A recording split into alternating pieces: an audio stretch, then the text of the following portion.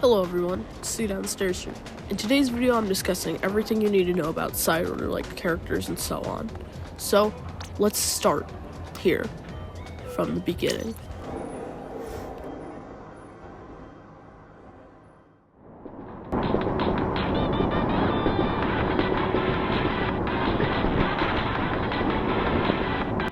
This part is crucial to the entire game because whenever I'm talking about the subjects, you may not know who the characters are. But if you do know who they are, then you're able to skip through this part.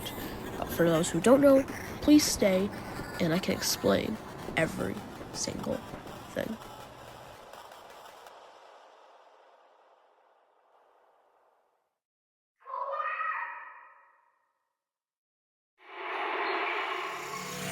This first character is probably the most prominent. Agent 8. Agent 8 is who you play as. You can choose them to be a boy or girl and so on.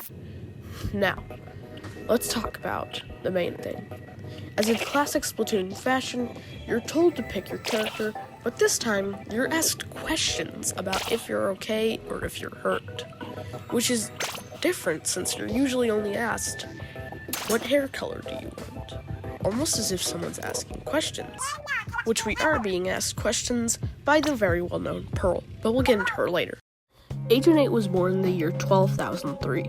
However, I will not be discussing what she did under the game Octo expansion, as in that will be for another video. Agent 8 was a trainee in the Octarian army in her early life. However, she was captured during the events of Splatoon 1 and 2, or at least between them. Whenever this happened, this is when we got introduced to Octo expansion. Like I always say, we'll do that in another video. But, anyways. Agent 8 was the age of 14 by the time the events of Octo expansion took place.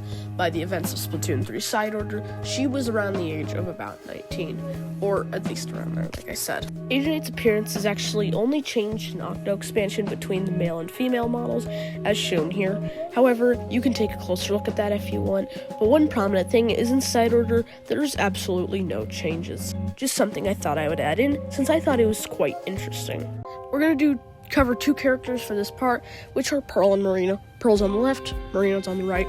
Now, the reason I'm doing both of them is so I can compare and contrast their childhood, since they end up being friends.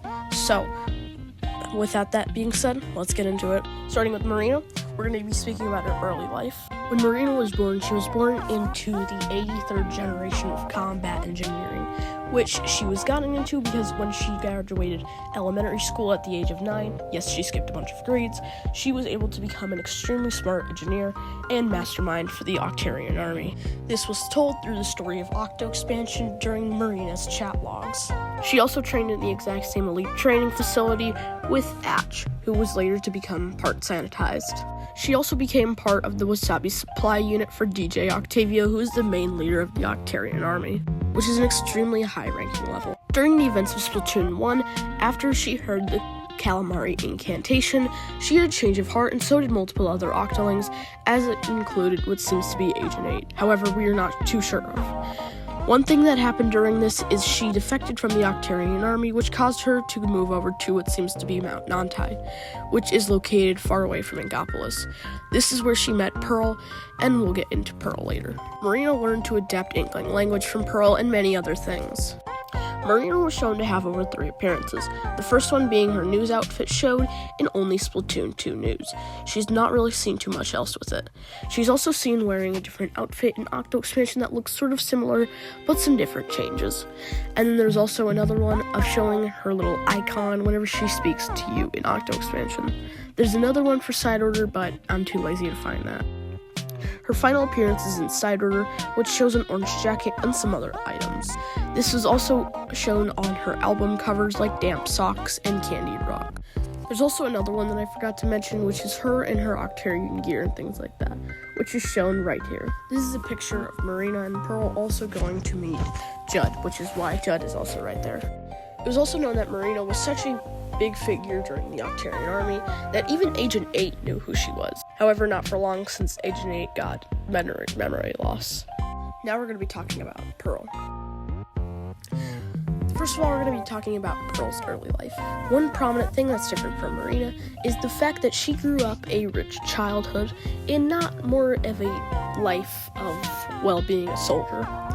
This will be extremely important later on. Pearl is known to have such a loud voice that, in fact, during singing competition when she was younger, she broke one of the speakers, multiple of them actually. This also became important during at the end of Octo expansion.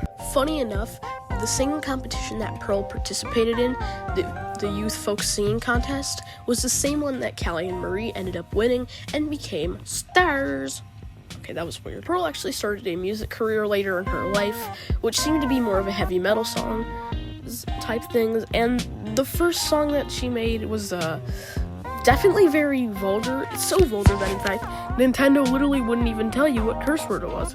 It was just a bunch of symbols. Cool. Pearl was working on how to contain her voice on Mount Nantai. This is whenever she met Marina. Now, I could have made the Pearl section longer, but we're running out of time here, people. So what can we compare and contrast here? The most prominent thing that we can compare and contrast is the way how their childhoods went. The first thing is the fact that Marina was in a society that cannot function correctly. We know this because of how she states on how things went there. Things like they couldn't have food as well, they had problems with electricity, and that's why they stole the Great Zapfish like 4 million times, basically. Pearl, on the other hand, was born in the Calamari County, which was definitely much better considering that she has lived a very well life there being rich, which is definitely probably better for a kid. This can change the way how you are as an adult. Our next character is technically two, but at the same time, I also would have to explain. You know who I'm talking about? It's Order. So Order is extremely important. Basically, I'll explain it. Also, he is technically Order not a was living created person. from Marina. In fact, he is literally afraid. just a bunch of code. It's actually her kind of facing her fear. As in Marina is afraid of changes, basically, and so is Order. That's why the entire Inkopolis Plaza literally looks so boring. Because if they change it to make it look more colorful and vibrant, that's a big change. So, Order is basically Marina's fear of changing, but also at the same time, her thoughts. It's very confusing, but it'll make sense more in the story. However, after the boss fight with the Overloader, which is basically a buffed up version of Order, a physical version at least, he turns into something called Smollusk, which is the cutest little thing I've seen inside Order so far. Because of the fact that we would need to explain so much story for you to understand who Order is, I guess we should probably get into Chapter 2. Yes, that's right, we're only in Chapter 2, which is the story. So, picture this. It's Splatoon 2's Final Fest, and, well, Marina, who is Order, ends up losing, and Chaos goes to Splatsville. So, while the events of Splatoon 3 are happening, well, Marina wants to figure out what a world of Order would look like. She teams up with Octoling developers, and boom bam bam, they create a VR system that would basically simulate a world with Order. Here's the only problem. This created a creature called Order, who we speak about earlier. This is basically Marina's fear of changing. And well, he has a similar trait of which. And basically, Marina gets trapped in her own game, and so does anybody else who has the CQ phone, which is basically the most popular phone brand. Now, why this phone? Because Order knows this, and he hacks all of them to trick people's mind into basically getting into this program, so he can turn their thoughts, their ideas, into literal objects. These objects are turned into white dust and are, well, spread across the entire place, which is why the entire city of Inkopolis is covered in white dust. Basically, 8 gets trapped into this world as long as Atch and Pearl. Now, here's the thing. Pearl is actually turned into a Pearl drone, shown right here, but for some reason, she can also turn into her human form? It's confusing. But basically, they meet up all with Atch, Pearl, and, well, 8, and they all go for the first spire to find Marina. They end up but they have to fight her since she's turned into some weird sort of thing. Now, I don't really know what to describe it as, but it's sort of like the Overloader fight at the end of the game. They recover Marina, and Marina also shares hacks with 8. There's also these devices called pallets, which are basically people who were captured by the CQ phone device scandal or whatever it was. These pallets consisted of people's weapons and so on. I'm not going to be speaking about the levels that you can participate in during the Side Order's second Spire, which consists of you going up to fight the Overloader.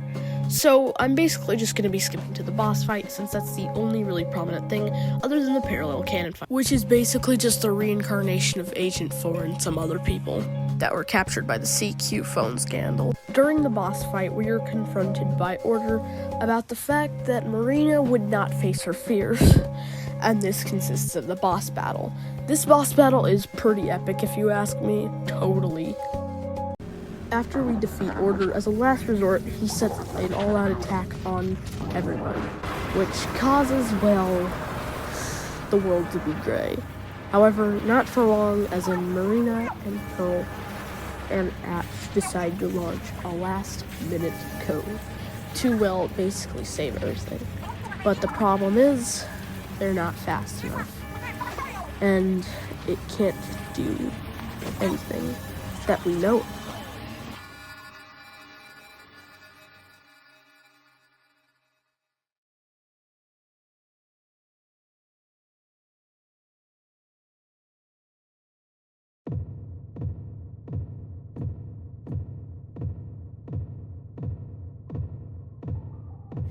But what's happening? It seems as if the order of world has been disrupted again by none other than Off the Hook's song, Ebb and Flow. And good riddance! The code worked, because it seems that the world is slowly becoming more colorful as we speak.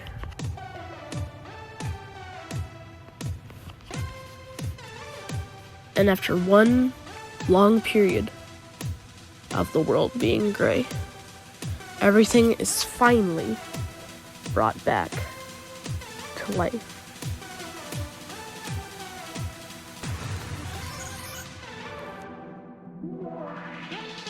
We end up losing every single color chip on our entire palette, and well, let's just say we use a certain ritual that's called using every single color chip possibly known to man.